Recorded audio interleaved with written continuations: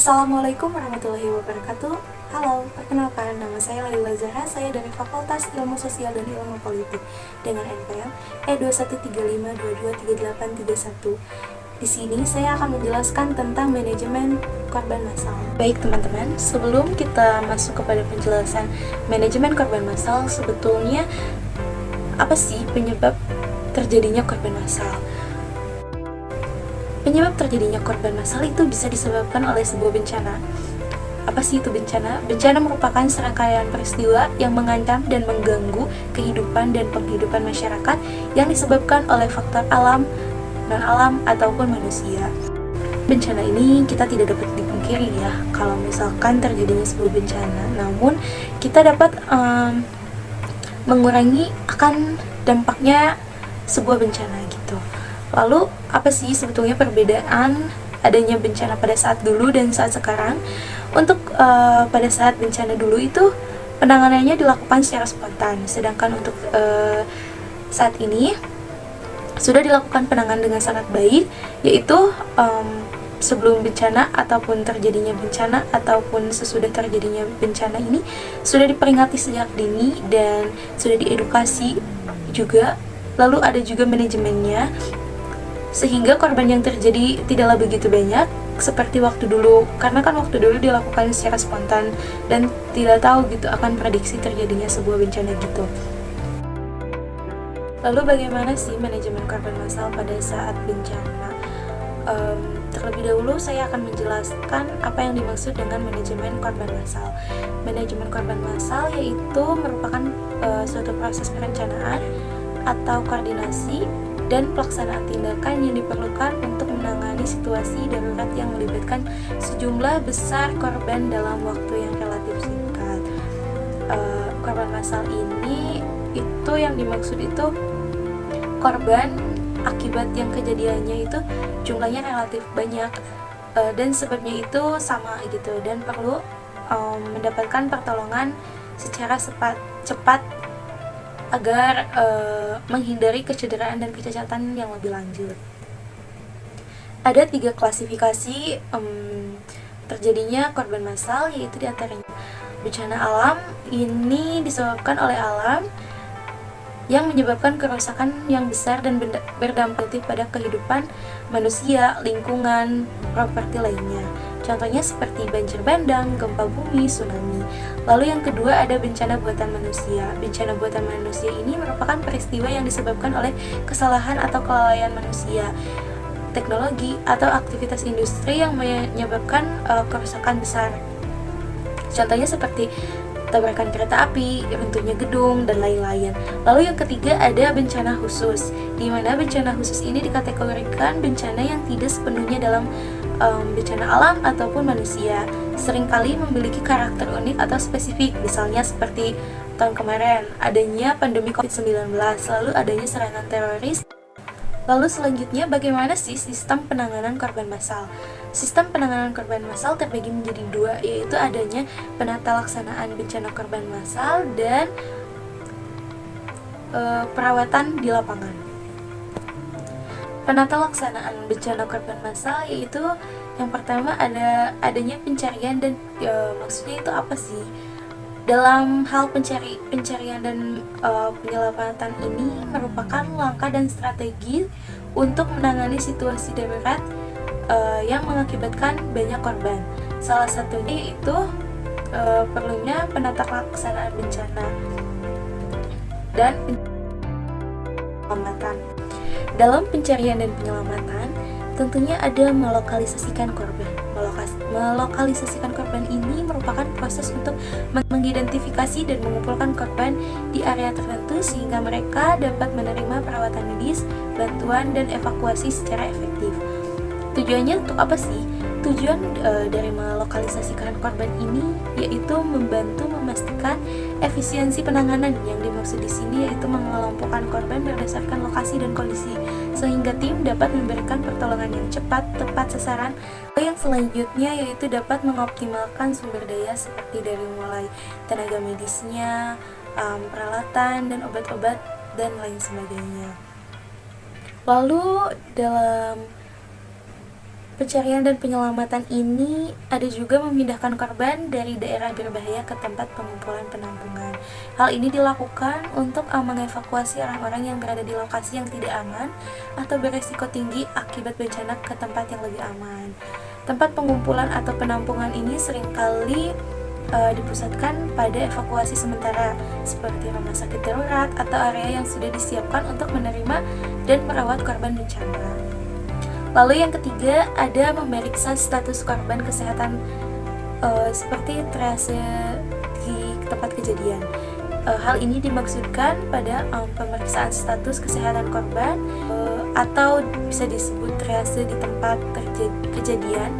Ini merupakan proses penting dalam manajemen korban massal karena metode ini merupakan sebuah bentuk mengevaluasi dan mengurutkan korban berdasarkan tingkat keparahan kondisi mereka dan prioritas penanganan yang diperlukan.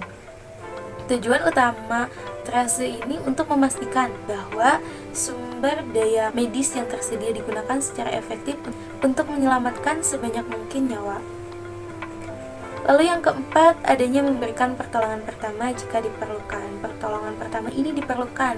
Hal ini merupakan tindakan segera dan dasar yang diberikan kepada korban dalam proses penyelamatan nyawa, mencegah kondisi yang semakin parah dan mempromosikan pemulihan sehingga bantuan medis yang lebih lanjut. Lalu yang kelima, ada memindahkan korban ke pos medis lanjutan. Hal ini merupakan tahap kritis dalam proses penanganan darurat di mana korban yang telah dievakuasi dari lokasi bencana atau insiden dipindahkan ke fasilitas medis yang lebih lengkap untuk perawatan yang lebih lanjut. Lalu di sini juga ada perawatan di lapangan. Perawatan di lapangan ini seperti triase. Triase itu apa sih? Triase itu mengelompokkan korban bencana atau kecelakaan massal berdasarkan tingkat keparahan atau kondisi medis mereka gitu, untuk menentukan urutan prioritas penanganan medisnya. Proses ini tujuannya untuk memaksimalkan penggunaan sumber daya yang tersedia dan meningkatkan peluang terhadap hidup bagi banyak korban. Pada tahap triase ini terdapat dua. Yang pertama yaitu penilaian cepat, di mana penilaian cepat ini melakukan evaluasi cepat terhadap setiap korban untuk menentukan kondisi mereka. Lalu yang keduanya ada mengelompokkan korban. Dalam mengelompokkan korban ini terbagi menjadi 4 kategori, yaitu ada merah, kuning, hijau, dan hitam. Di mana merah ini merupakan ciri yang kritis gitu, di mana korban yang cedera atau kondisi yang mengancam nyawanya yang memerlukan intervensi medis segera untuk bertahan hidup, misalnya seperti nafas, pendarahan berat, atau shock. Lalu yang kuning itu biasanya ditandakan oleh serius, penyakit serius gitu. Dimana serius yang di sini itu cedera serius tetapi stabil yang memerlukan perhatian medis segera setelah korban kritis ditangani. Misalnya seperti patah tulang besar, luka dalam tetapi tidak mengancam nyawa, seperti itu. Lalu untuk yang hijau ini ditandakan berarti kondisi dalam ringan, dimana kondisi dalam ringan ini seperti cedera ringan yang dapat menunggu perawatan tanpa resiko langsung terhadap nyawa atau kondisi mereka, misalnya seperti luka minor, patah tulang kecil, dan lain-lain. Lalu dalam hitam ini ditandakan seperti fatal atau tidak ada harapan. Korban yang sudah meninggal atau memiliki cedera yang sangat parah sehingga memungkinkan bertahan hidup itu sangat kecil, bahkan dengan intervensi medisnya seperti misalnya luka parah pada otak atau multiple organ failure. Lalu yang kedua, dilakukannya pertolongan pertama. Dilakukannya pertolongan pertama ini merupakan serangkaian tindakan medis pertama yang dilakukan di lokasi bencana untuk memberikan perawatan awal kepada korban. Tujuannya adalah untuk menjaga kondisi korban tetap stabil, mengurangi penderitaan, dan meningkatkan peluang bertahan hidup sebelum mereka dapat dievakuasi ke fasilitas medis yang lebih lengkap. Lalu selanjutnya ada pos medis lanjutan. Apa sih yang dimaksud pos medis lanjutan ini? Merupakan fasilitas medis yang didirikan di lapangan untuk memberikan perawatan medis yang lebih lanjut kepada korban bencana setelah mereka menerima perawatan awal di lokasi kejadian. Pos medis lanjutan ini biasanya lebih lengkap daripada perawatan di lapangan dan maupun memberikan perawatan yang lebih insentif dan komprehensif. Pos medis lanjutan ini didirikan pada tempat yang cukup dekat dengan ditempuh dengan berjalan kaki dari lokasi bencana sekitar 50 sampai 100 meter, dan daerah tersebut harus memenuhi syarat, di mana syaratnya itu yang pertama harus aman, lalu yang kedua ada akses langsung ke jalan raya tempat evakuasi dilakukan, lalu yang ketiga berada dekat dengan pos komando, lalu yang keempat berada dalam jangkauan radio komunikasi. Dari pos medis lanjutan ini terdapat fungsi pos medis lanjutan, di mana fungsi ini disingkat menjadi 3T, yaitu ada T yang pertama yaitu ada tag, di mana tag ini merupakan identifikasi dan penandaan yang jelas terhadap pasien dan kondisinya. Lalu yang kedua ada treat atau fungsi, di mana hal ini mengacu pada memberikan perawatan medis yang diperlukan kepada pasien sesuai dengan kondisi mereka. Lalu yang ketiga ada transfer, di mana transfer ini melibatkan pemindahan pasien ke fasilitas perawatan yang lebih baik lagi. Lalu yang selanjutnya ada pos pelayanan medis lanjutan, di mana dapat dilihat di sini ada non akut dan akut. Apa sih perbedaan non akut dan akut? Perbedaan antara non akut dan akut yaitu non akut yaitu mencakup penanganan korban yang tidak mengancam jiwa secara langsung tetapi masih memerlukan perhatian medis. Lalu sedangkan akut ini mencakup penanganan korban yang mengalami kondisi medis yang mengancam jiwa atau memerlukan perawatan segera. Dalam pos medis lanjutan ini terdapat jaringan radio komunikasi. Jaringan radio komunikasi ini sangat penting ya teman-teman, karena ini merupakan sistem komunikasi yang menggunakan gelombang radio untuk menghubungkan pos medis dengan tim penyelamat ambulan, rumah sakit dan pusat koordinasi lainnya. Dan yang terakhir di sini ada pos medis lanjutan, yaitu dalam sistem penata laksanaan korban bencana massal di rumah sakit. Yang pertama, teman-teman dapat dilihat di situ ada triase. Triase ini merupakan pengelompokan atau memprioritaskan korban berdasarkan tingkat keparahan cedera atau kondisi medisnya. Lalu di atas triase ini ada area merah, di mana area merah ini dikhususkan untuk korban dengan kondisi yang paling kritis yang membutuhkan intervensi medis segera. Lalu di pinggir area merah ini ada pos komando. Pos komando ini merupakan pusat kendali yang bertanggung jawab atas koordinasi keseluruhan penanganan bencana di rumah sakit. Lalu yang terakhir ada area penampungan. Di sini area penampungan ini merupakan penampungan korban yang telah melalui triase tetapi belum membutuhkan perawatan krisis segera. Lalu dari jalur merah, kuning, hijau, di situ terdapat ada beberapa area atau ruangan yang dikhususkan sesuai dengan pengelompokan kondisi korban tersebut. Teman-teman, di sini saya ada contoh kasus tentang bencana khusus, yaitu pandemi COVID-19. Seperti yang kita tahu, pada tahun 2000 kemarin kita sempat mengalami pandemi COVID-19. COVID-19 itu merupakan virus yang diduga berasal dari hewan. Nah, itu masih menjadi subjek penelitian ya teman-teman. Virus ini menyebar dari manusia ke manusia, terutama melalui droplet pernafasan yang dihasilkan ketika seorang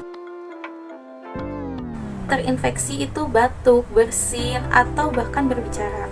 Berdasarkan data relawan COVID-19, terdapat jumlah korban jiwa yang mengalami COVID-19 yaitu pada tanggal 25 Februari tahun 2021 sebanyak 5.518 jiwa.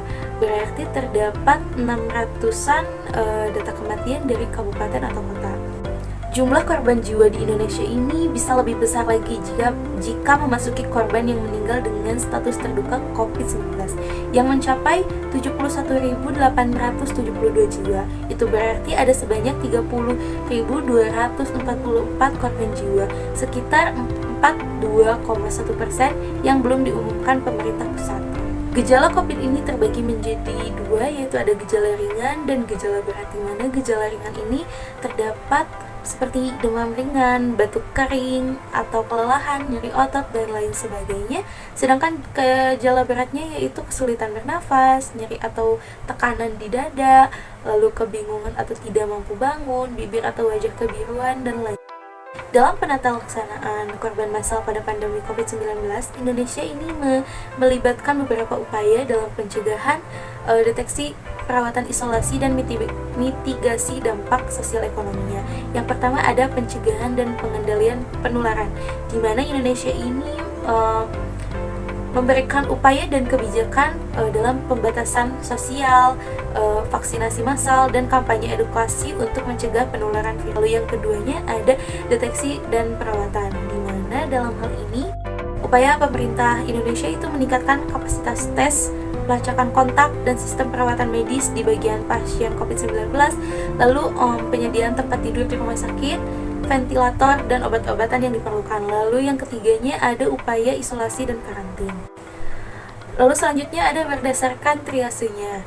Dalam menentukan prioritas perawatan berdasarkan tingkat keparahan ini, triase yang dilakukan untuk menentukan prioritas perawatan bagi pasien yang terinfeksi virus, yang pertama dilakukan oleh Indonesia yaitu penerapan triase, penggunaan algoritma triase untuk menilai kondisi pasien COVID-19 dan menentukan apakah mereka memerlukan perawatan intensif di rumah sakit atau dapat diisolasi di fasilitas kesehatan yang lebih sederhana. Lalu yang kedua ada prioritas perawatan, di mana prioritas perawatan ini berdasarkan tingkat keparahan gejala COVID-19, resiko komplikasinya, dan ketersediaan sumber daya medisnya. Lalu dalam pos medis lanjutan, di sini ada fasilitas dan peralatan. Dalam hal ini, fasilitas yang diberikan dalam penanganan COVID-19 di Indonesia ini ada fasilitas peralatan ini berada di sekitar rumah sakit dan kabupaten masing-masing. Lalu ada perawatan lanjutan. Dalam perawatan lanjutan ini seperti terapi oksigen, pengawasan kondisi pasien, dan tindakan medis lainnya. Lalu ada kesiapan evakuasi. Kesiapan evakuasi ini mengirimkan pasien COVID-19 kepada menuju fasilitas yang lebih lengkap. Seperti fasilitas gedung yang dinamakan Wisma Atlet. Di sana merupakan evakuasi lanjutan yang dilakukan oleh pemerintah dalam mencegah penularan yang semakin banyak dan memerlukan tindakan lanjut. Sekian penjelasan dari saya. Assalamualaikum warahmatullahi wabarakatuh.